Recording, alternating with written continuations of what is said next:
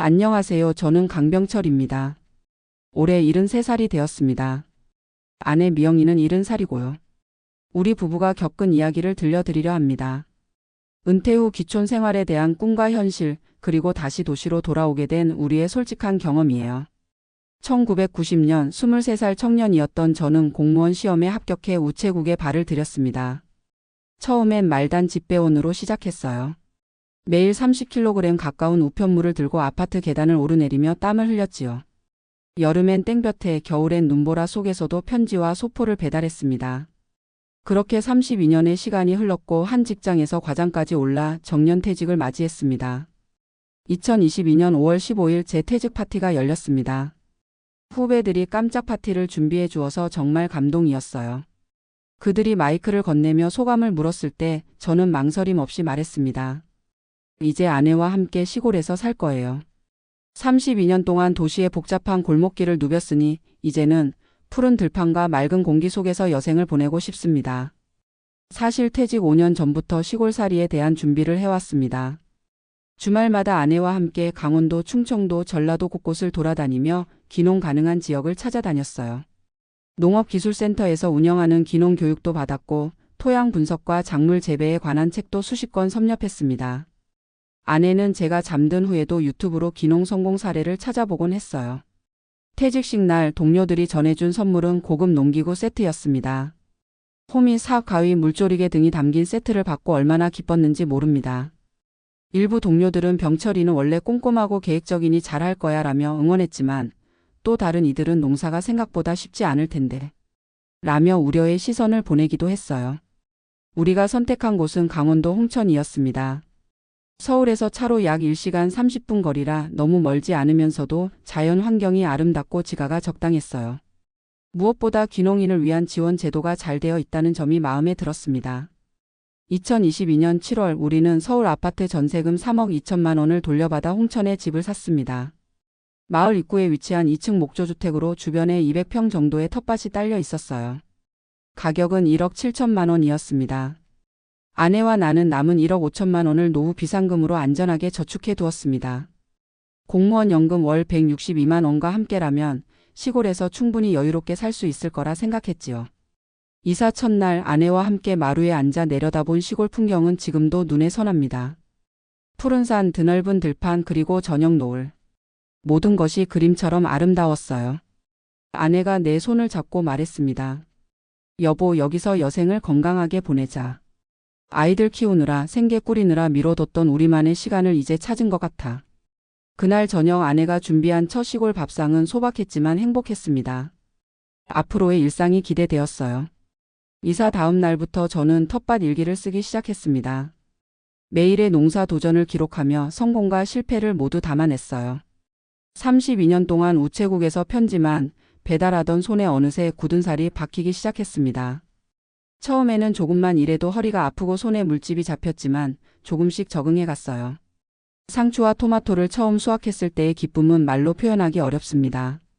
아내가 그걸로 샐러드를 만들어 식탁에 냈을 때 마치 어린 아이처럼 들떠 있었어요. 미영아, 이게 내 손으로 기른 채소야.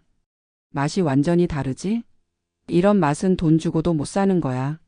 하지만 농사는 생각보다 훨씬 어려웠습니다. 책에서 배운 지식과 현장의 농사는 달랐어요. 다행히 이웃에 사는 박 할아버지께서 많은 도움을 주셨습니다. 강 선생, 도시에서 배운 지식은 절반만 맞아요. 나머지 절반은 이 흙과 날씨가 가르쳐 주는 거지. 여기 홍천 땅은 배수가 잘 안 돼서 고랑을 깊게 파야 해. 그런 가르침 덕분에 조금씩 농사에 익숙해져 갔지만 건강 문제가 불거지기 시작했습니다. 원래 있던 척추관 협착증이 농사일로 인해 악화되었어요. 허리를 숙이고 일하는 시간이 길어질수록 다리가 저리고 통증이 심해졌습니다. 하지만 그때는 곧 적응되겠지 하는 생각으로 참았어요. 아내 미영이의 시골 적응기는 저와 조금 달랐습니다. 25년 동안 동네 분식점을 운영하던 그녀는 사람들과의 관계에 익숙한 사람이었어요. 분식점을 정리할 때 단골 손님들이 눈물을 흘리며 아쉬워했던 기억이 납니다. 이모 꼭 다시 오세요. 이모 떡볶이랑 김밥은 어디서도 못 먹어요. 그런 사교성 덕분에 미영이는 마을 할머니들과 금방 친해졌습니다. 도시에서 가져온 자개농과 예쁜 그릇들이 할머니들의 관심을 끌었고 미영이가 만든 김치와 반찬은 마을에서 소문이 났어요. 서울 사람이 손맛이 좋네. 이 열무김치 비법 좀 가르쳐 주게. 하지만 그녀도 시간이 지날수록 도시 생활의 편리함을 그리워했습니다. 영화관이 보고 싶을 때, 백화점에서 쇼핑하고 싶을 때, 늦은 밤 갑자기 뭔가 먹고 싶을 때. 시골에서는 그런 욕구를 채우기 어려웠습니다. 가장 가까운 대형마트도 차로 40분 거리였고 영화관은 아예 없었으니까요. 그렇게 우리의 시골 생활 첫 해가 지나갔습니다. 겉으로는 괜찮은 듯 했지만 점점 현실의 벽에 부딪히기 시작했습니다. 시골 생활 2년 차에 접어들면서 여러 문제가 수면 위로 떠올랐습니다. 가장 큰 문제는 의료 인프라였어요. 그 심각성을 깨달은 계기는 제게 찾아온 갑작스러운 복통이었습니다. 2023년 겨울 어느 늦은 밤이었어요. 갑자기 배가 찢어질 듯 아파왔습니다. 통증이 너무 심해 식은땀을 흘리며 바닥을 뒹굴었어요. 아내는 당황해서 119에 전화했고 구급차가 도착하기까지 30분이 걸렸습니다. 그리고 가장 가까운 응급실까지 가는데 또 30분이 소요되었지요. 급성 위염입니다. 스트레스와 불규칙한 식사가 원인인 것 같습니다. 의사의 진단이었어요. 사실 만성위염은 오래전부터 가지고 있던 질환이었습니다. 서울에 살 때는 10분 거리의 내과에서 정기적으로 약을 받아 관리했었는데 시골에 오면서 그런 관리가 소홀해진 거였죠. 가까운 내과까지 버스를 타고 1시간을 가야 했으니까요. 아내의 건강 문제도 마찬가지였습니다. 그녀는 만성 편두통과 안구건조증으로 꾸준히 약을 복용해야 했습니다. 약이 떨어지면 바로 약국에 가서 처방받는 것이 서울에서의 일상이었는데 시골에서는 그게 하루 일정이 되어버렸어요. 여보, 진통제가 떨어졌는데 약국은 읍내까지 가야 하네요. 버스 시간을 봐야겠어요. 그렇게 아내는 약을 타러 가기 위해 오전 9시 버스를 타고 읍내로 나갔다가 오후 4시 버스를 타고 돌아오곤 했습니다. 하루가 다 소비되는 셈이었죠. 우리 부부는 매주 수요일을 병원 가는 날로 정했습니다. 아침 첫 버스를 타고 나가서 각자 진료를 받고 장을 보고 은행 업무를 처리한 뒤 오후 막차로 돌아오는 패턴이었어요. 하지만 이런 패턴 역시 예상치 못한 변수가 많았습니다. 버스가 갑자기 결행되거나 진료 시간이 길어져 막차를 놓치면 택시를 타야 했는데 그 비용이 만만치 않았어요.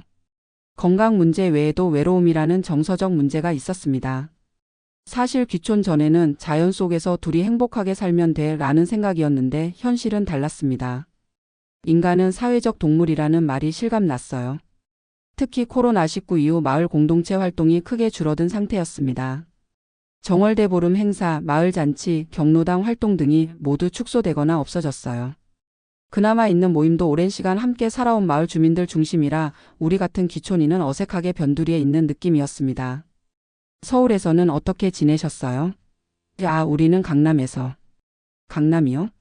거기 땅값이 비싸다던데 부자셨나 보네요. 이런 대화 이후 미묘한 거리감이 생기곤 했습니다. 문화적 차이, 경험의 차이, 관심사의 차이가 소통의 벽이 되었어요.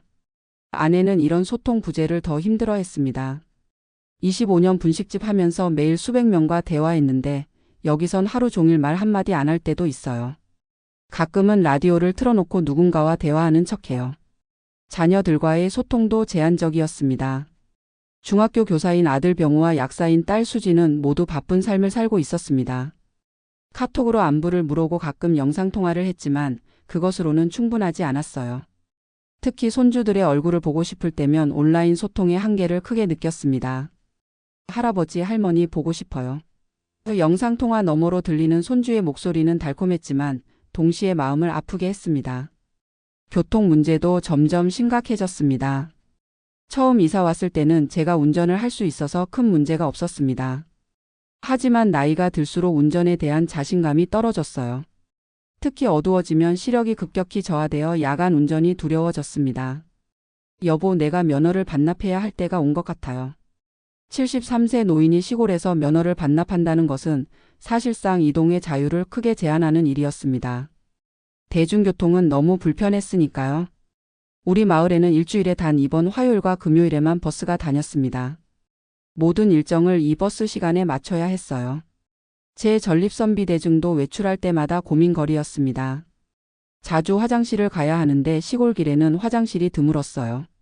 한 번은 버스 안에서 화장실이 너무 급해 난감했던 적이 있는데 그 이후로는 외출 시 물을 거의 마시지 않았습니다. 이런 불편함이 쌓여가면서 외출 자체가 스트레스가 되었어요. 겨울철 제설 문제는 또 다른 고충이었습니다. 서울에서는 눈이 오면 바로 제설 작업이 이루어졌지만 시골 마을 작은 길은 우선순위에서 밀리기 마련이었습니다. 한 번은 큰 눈이 내린 후 3일 동안 집 밖에 나가지 못했던 적이 있었어요. 주변 이웃들은 트랙터나 경운기로 길을 뚫기도 했지만 우리에게는 그런 장비가 없었습니다. 경제적인 측면에서도 예상치 못한 부담이 있었습니다. 가장 큰 충격은 겨울철 난방비였어요. 도시 아파트에 살 때는 월 30만 원 정도였던 난방비가 시골 단독주택에서는 월 60만 원을 넘기도 했습니다. 기름값이 오르면 더 부담이 컸고요. 목조주택이라 단열이 잘 되지 않아 열이 쉽게 빠져나갔습니다. 낡은 집의 유지보수 비용도 만만치 않았어요.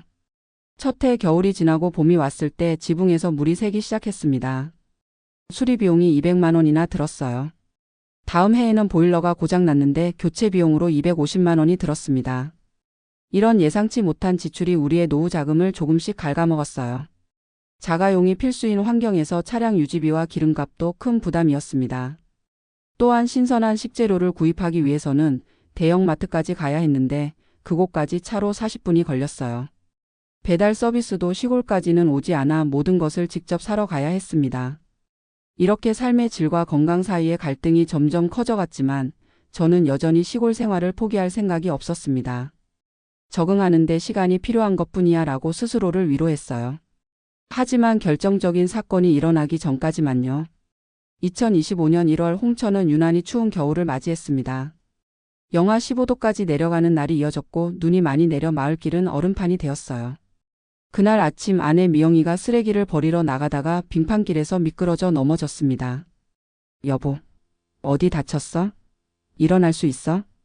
아내는 왼쪽 손목을 부여잡고 고통스러워했습니다. 얼굴이 하얗게 질려 있었어요.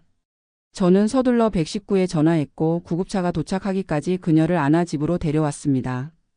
골다공증으로 인한 손목 골절입니다. 정형외과 전문의가 있는 큰 병원으로 이송해야 합니다. 구급대원의 말에 저는 망설임 없이 서울의 대학병원으로 가자고 했습니다. 아내의 골다공증은 오래전부터 있었던 문제였고 복잡한 골절이라면 전문적인 치료가 필요하다고 생각했기 때문입니다. 서울대학병원에서 수술을 받은 후 아내는 아들 병우의 집에서 한 달간 요양을 했습니다. 저도 함께 머물렀고요. 병우의 집은 서울 노원구의 아파트였습니다. 지하철역에서 5분 거리에 위치해 있었고 주변에 큰 병원과 약국 마트가 모두 가까웠어요. 한 달 동안 도시 생활의 편리함을 다시 경험하면서 저와 아내는 많은 대화를 나눴습니다. 그중 가장 기억에 남는 대화는 어느 밤 침실에서 나눈 것입니다. 여보, 우리 정말 시골에서 계속 살 수 있을까요? 아내의 물음에 저는 처음으로 솔직한 마음을 털어놓았습니다. 사실 나도 고민이 많아. 건강이 점점 안 좋아지는 상황에서 의료시설이 멀다는 건 큰 위험이야. 그리고 내가 도시 생활을 그리워하는 것도 알고 있어. 이런 대화를 여러 번 나누면서 우리는 서서히 시골 생활을 정리해야 할지도 모른다는 생각을 하게 되었습니다. 하지만 확실한 결정을 내리기 전에 자녀들과 상의하기로 했어요. 2월 첫째 주 일요일 우리는 가족회의를 열었습니다. 아들 병우, 며느리, 딸 수진과 사위가 모두 모였습니다. 저는 시골 생활의 어려움을 솔직하게 털어놓았고 아내는 자신의 외로움과 불편함을 이야기했습니다. 병우가 먼저 말을 꺼냈습니다.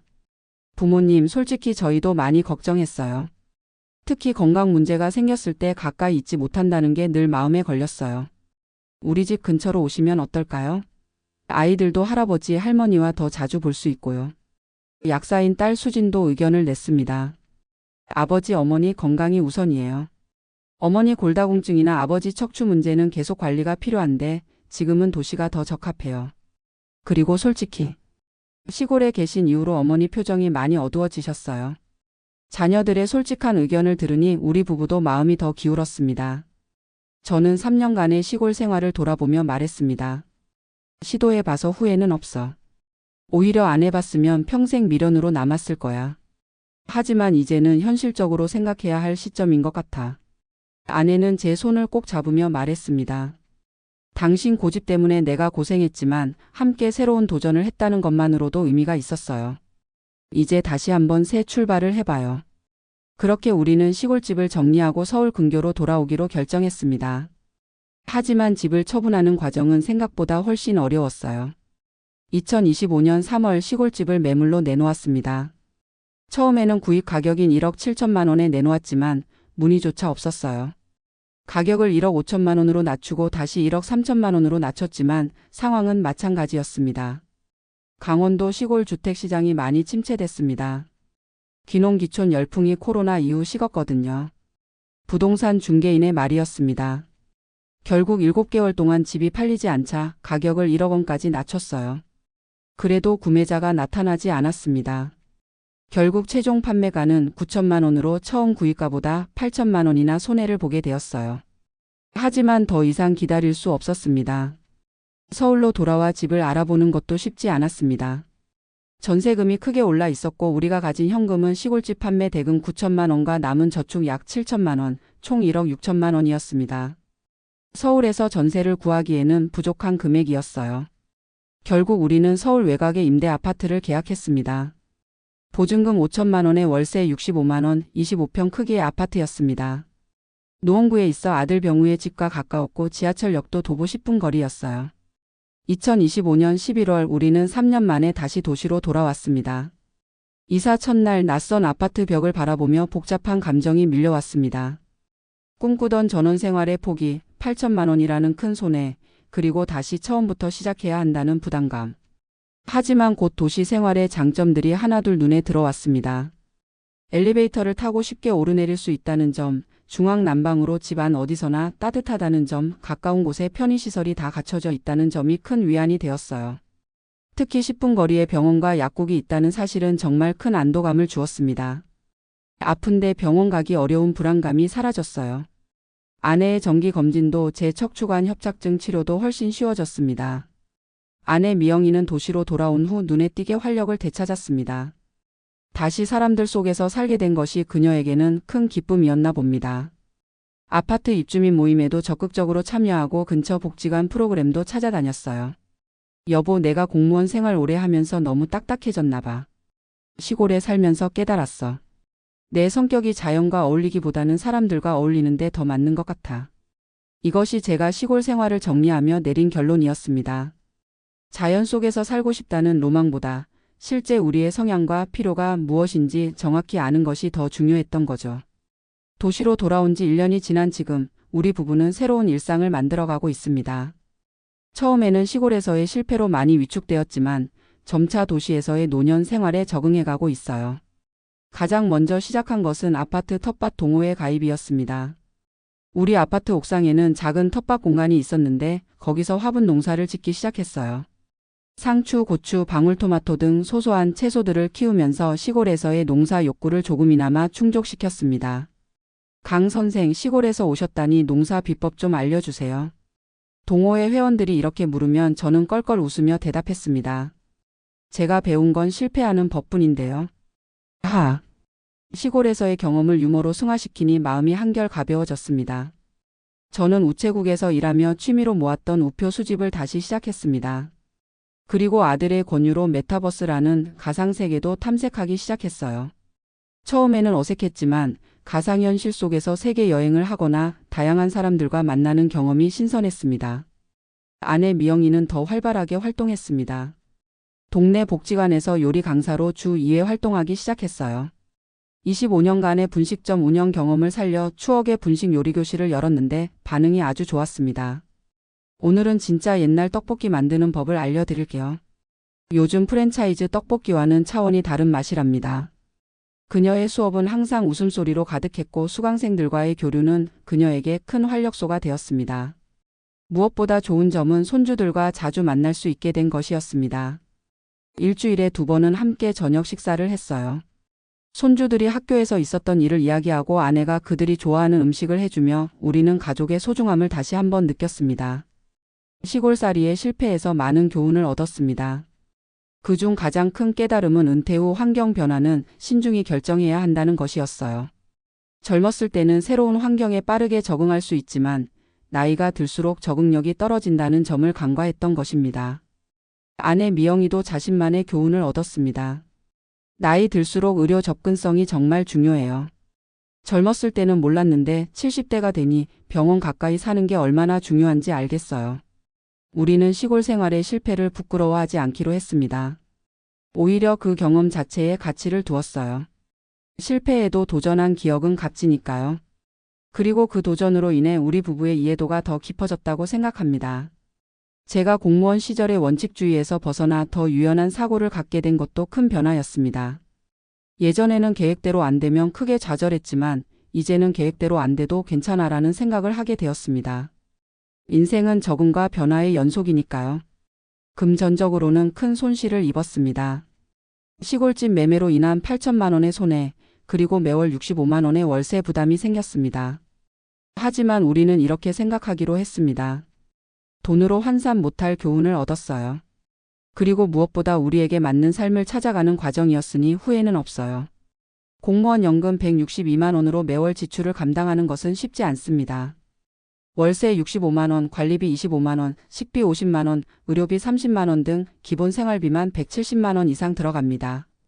그래서 우리는 더욱 절약하는 법을 배우고 있어요. 하지만 절약하면서도 행복을 찾는 방법 또한 배우고 있습니다. 남은 돈 1억은 우리 건강과 행복에 투자하자. 이것이 우리 부부의 약속입니다. 돈을 아끼는 것도 중요하지만 건강하게 행복하게 살기 위한 투자는 아끼지 말자는 거죠. 73세와 70세 우리 부부에게 남은 시간은 많지 않을지도 모릅니다. 하지만 앞으로의 시간을 더 알차게 보내기 위한 계획을 세우고 있습니다. 먼저 5년 더 건강하게 80세까지는 활기찬 노후를 보내자는 목표가 있어요. 그리고 자녀에게 부담되지 않기 위해 노력하고 있습니다. 요양원이나 노인복지에 관한 정보도 미리 알아보고 만약의 상황에 대비한 계획도 세우고 있어요. 우리 문제는 우리가 해결해요라는 마음가짐으로 아이들에게 짐이 되지 않으려고 합니다. 코로나와 시골 생활로 인해 미뤄두었던 여행도 조금씩 다시 시작하고 있습니다. 아직 가보지 못한 국내 관광지를 하나씩 방문하는 버킷리스트를 만들었어요. 최근에는 경주 여행을 다녀왔고 다음 달에는 제주도를 가볼 예정입니다. 매일 아침 우리는 커피를 마시며 대화를 나눕니다. 오늘은 어떤 즐거운 일이 생길까? 이 간단한 질문이 하루를 긍정적으로 시작하는데 큰 도움이 됩니다. 시골살이를 통해 얻은 가장 중요한 철학은 장소보다 함께하는 사람이 중요하다는 것입니다. 아무리 아름다운 자연 속에 살아도 사랑하는 사람과의 소통과 교류가 없다면 행복하기 어렵다는 걸 몸소 깨달았습니다. 우리의 이야기가 은퇴 후 기촌을 꿈꾸는 분들에게 도움이 되었으면 합니다. 우리처럼 실패할 수도 있고 또 다른 분들은 성공할 수도 있어요. 중요한 것은 자신의 성향과 건강 상태, 그리고 진정한 행복이 무엇인지 솔직하게 인정하는 것입니다. 돌이켜보면 우리 부부의 기촌 생활은 성공보다는 실패에 가까웠습니다. 하지만 그 실패를 통해 우리는 더 단단해졌고 더 유연해졌으며 서로를 더 깊이 이해하게 되었습니다. 실패도 인생의 소중한 경험이라면 우리의 시골살이는 분명 값진 시간이었습니다. 70대의 나이에 새로운 도전을 하고 실패하고 다시 시작하는 과정.